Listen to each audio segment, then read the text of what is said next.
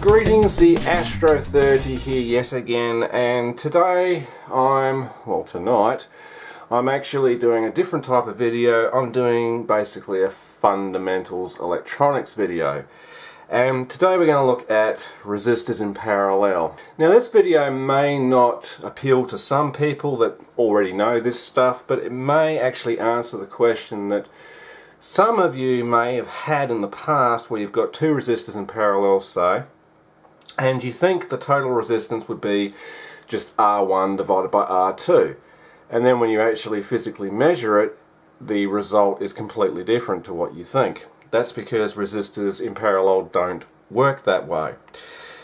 Basically, you can take resistors in parallel as your smallest resistance. Say it's 470 ohms.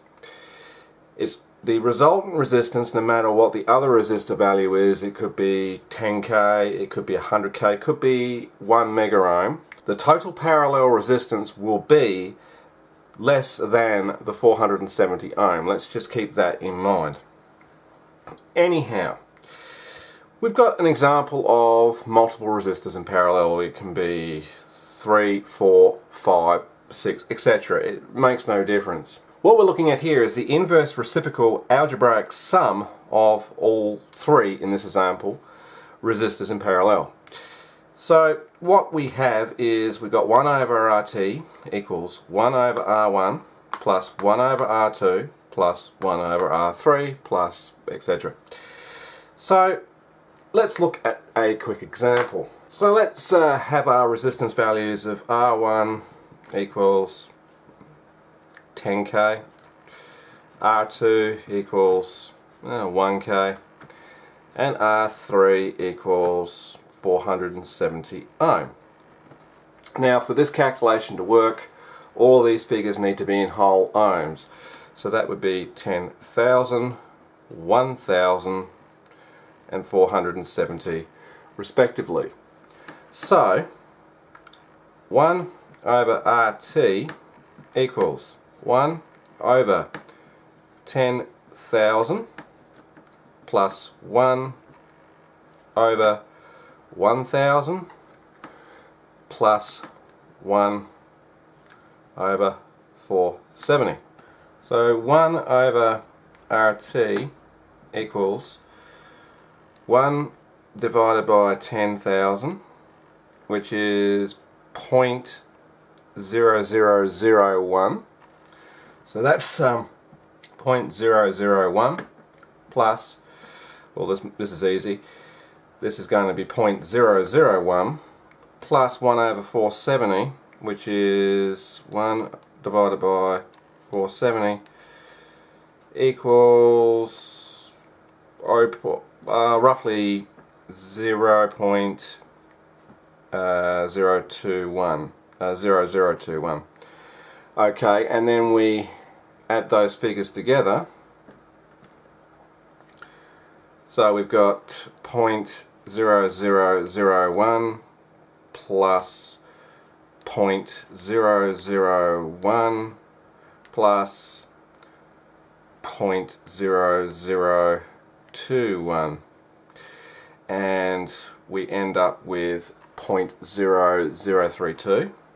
So that's 0.0032. So if we now make that 1 over that, so we have to then divide that by 1, so that's 1 divided by 0.0032, we get 312.5 ohms. So RT equals 312 ohms, we'll say. Remember how I said that the resultant resistance value of all of them in parallel will be the smallest, will be less the smallest resistance? the smallest resistance being 470 ohms, we end up with 312 ohms.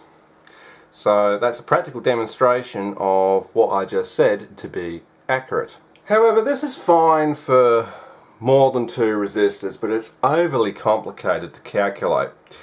If we're just looking at two resistors in parallel, well, the equation's a lot simpler. We have two resistors, R1, R2, here in parallel circuit. So R total equals R1 multiplied by R2 divided by R1 plus R2.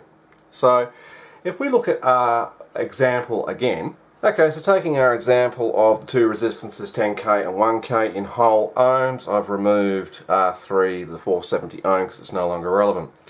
So our formula is RT equals 10,000 multiplied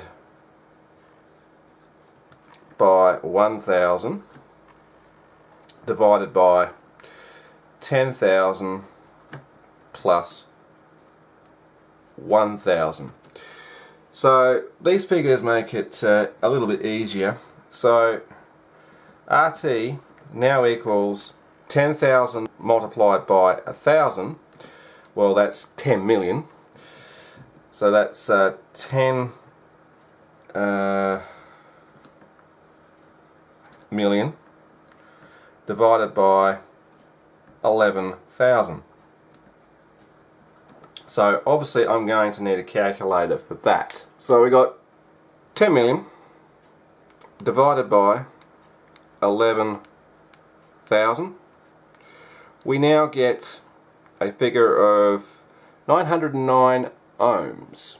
So therefore RT equals 900 ohm.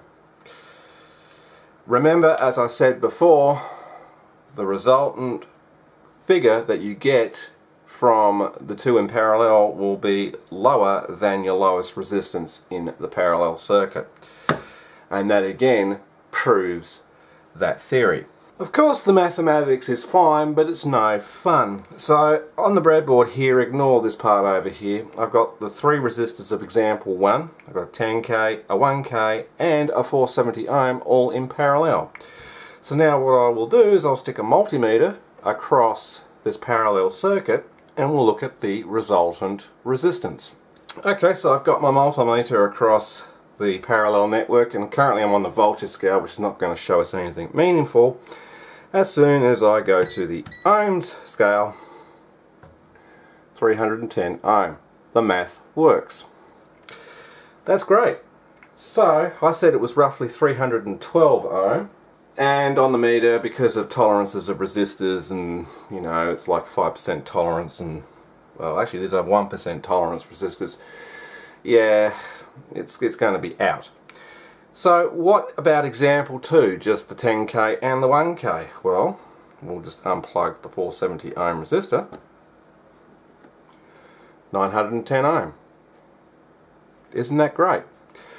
So we're actually about 90 ohms less the 1k, thereabouts. So the math does work, albeit this was 910. I think I had a figure of about 909 originally.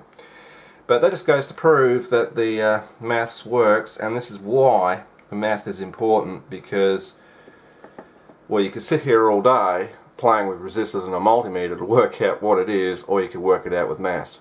Well, when would you actually need to use these equations? Well, when you have a circuit where you want a specific resistance, so you need to know what two resistance or three for whatever it is, in parallel what the final resistance is going to be, so you know roughly what figures or resistance values to use. But I hope this actually clears up for some people why in the physical realms here what you would think of, you know, a 10k and a 1k in parallel, you divide 1,000 by 10,000 or 10,000 by 1,000 and you should end up with, well, 1,000.